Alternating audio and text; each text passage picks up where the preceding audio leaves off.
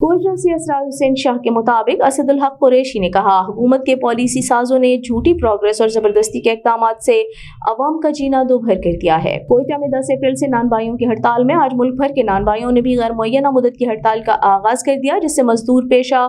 गरीब अफराद खुसूसन मुसाफिरों को रोटी खाने से भी महरूम कर दिया गया है,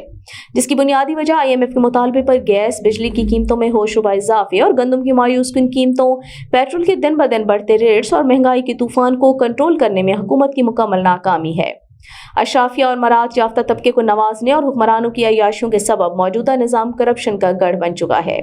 और अवाम को मुफलिसी, बेरोजगारी और तंगदस्ती की दलदल में धकेल दिया गया है। अब वक्त आ चुका है कि अवाम तमाम वाबस्तगियां पस पुश डालकर मिली और कौमी यकजहती के तहत